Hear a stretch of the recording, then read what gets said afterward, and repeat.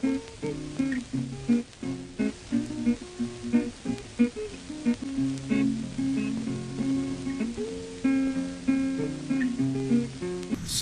I think it's just an excuse for people to say, oh, we're not going to hire them. Because overqualified can be a euphemism for too old. It hurt.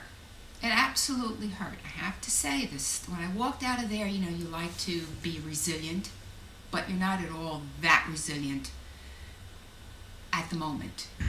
I guess I felt a little bit numb. The financial problems had been going on for a while, and it was kind of a relief not to have to go through the turmoil that goes with being in a company that's having this kind of crisis. It's harder to get work when you're in your 50s than when you're 18 or 19. When I was laid off, it did affect me emotionally. At first, I was kind of glad that I was laid off. As the days went on, I became very depressed. And I was trying to figure out why me? Why was I laid off? But then, as I said before, I had 2 illnesses in my family. And so they had to depend on me, so that took my mind off of me. So how is it affecting me personally? I'm not entirely sure, because if you don't get the interview, then it's hard to know what's going on. When I'm in an interview, I can have the opportunity to read somebody's face just as they have the opportunity to read mine. I have the opportunity to ask them questions. As I said, it could exist from what they see on the resume. It gives them a sense that maybe beyond the age group they were looking for. It could be that they feel because you're overqualified for the position, and therefore may not be happy or satisfied with the position. Never mind, they haven't talked to you about that. But well, oddly disconnected. I mean, it's a hard thing to put into words, because all of a sudden here I was, with at the time 10-year-old son, and it was 4 weeks before Christmas, and I had no job. My wife wasn't working at the time, and it looked pretty bleak. We were not, we didn't have a lot of money saved in the bank. So I felt, it was a rush of emotions. It's very hard to separate those emotions. It was just a general feeling of fear and angst. I guess part of it's certainly for me, and I imagine for others, part of what happens when you're at a later age and you lose your job is that you really question your self-worth. You question whether or not the boss really had some, knew something you didn't, that you lost your job because you really weren't very good anymore. That you didn't have the value that you once had, that you once felt you had at least.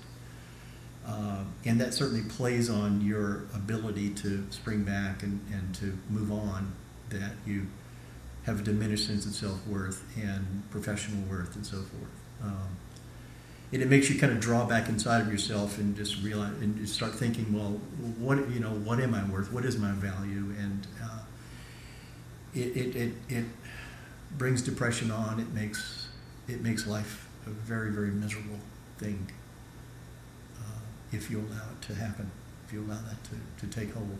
I suppose that I wasn't in my best spirits, because you get up every day and you kind of feel like not even one phone call, and then something would happen and you'd send something, you'd get a response, and then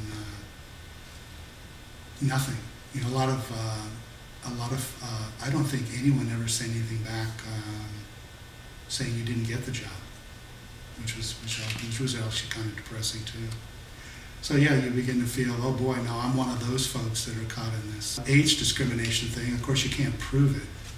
I'm not sure I didn't learn anything from it, in all honesty. I don't know what I learned from it. Maybe it's time to do another career, which could be. Sometimes I think I'm like Willie Loman in The Death of the Salesman. That's what he did. He did that well. It's an excellent, excellent play. It's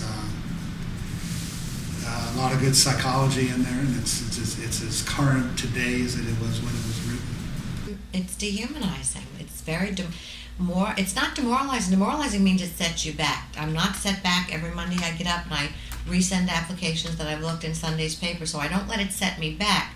But it is dehumanizing in the fact that they've reduced you to a non-entity. They want you to reinvent yourself. You know, what was available 10 years ago, 5 years ago, is not here today. If you were expected to be, you know, what I would call it, the dry, very corporate stereotypical kind of person, they want you to turn around and reinvent yourself into a very collaborative, very inventive, very outgoing person with new ideas, doing some things differently. So I felt after I was in the nonprofit world that I was pretty marketable until I was laid off at my nonprofit job after 4 months. Right. And when I got out there, everybody's telling me because of your experience, your volunteering in the community and everything that you've done, you'll land a job easy. Well, not so. And I experienced the same things that everybody else has. But I have to tell you, it is so humiliating. And I feel it degrading. The bottom line is, you know, you keep going and doing these things, and everything does cost money, and you're trying to improve yourself to make yourself better, and it just seems like, you know, you're going into the big black hole. I think the most challenging part of being unemployed and being considered an older worker is the emotional part of it. Losing the people I thought were my friends, which was really emotional, and then psychological, that here I am in my 50s, my early 50s, and I'm without a job. So I had to go through all that adjustment, and I think that for me was the biggest challenge and the struggle to really internalize and digest that I don't have a job, I'm not marketable at this point, and I've been on over 30 interviews, and I've been dealing with rejection. And then after you deal with rejection that long, that spills over into your personal life. Well, you know, I know what's happening, but I'm in the hope mode. I hope that nobody else will come in with better credentials and they'll come back and say, yeah, well, let's look at this Tom Farley guy again, because he has what we need, you know? And the things I like to impress on people when we have this type of interview that are reliable, as they can see. If I've had 3 sick days in 15 years, it's a lot. So this is the type of thing I try to stress with people. So I was more surprised than angry because I was 45 years old. I was surprised it was so hard for me to find a job. The second time, I was very angry because it was the way it was done. It was terrible. They called us into an office one at a time and escorted us from the building and told us they would pack up our desk and send it to us. And there wasn't even a list. They come up into the room while we were working and say, would you please follow me? And dragged us out of the room into the office where there was a whole committee, and everybody in the whole room, I felt kind of funny, everybody in the whole room was well under 30 years old, and told us they would no longer need our services, and please sign here, and anything we left up in the computer room would be sent home to us. Yeah, that's the hard one.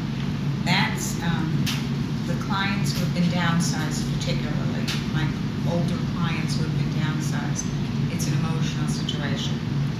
So I actually, and not to be flip about it, but I actually tell them they have to go through the grieving process, the stages of death and dying, because they have to let go of one before they can possibly open themselves up to something new.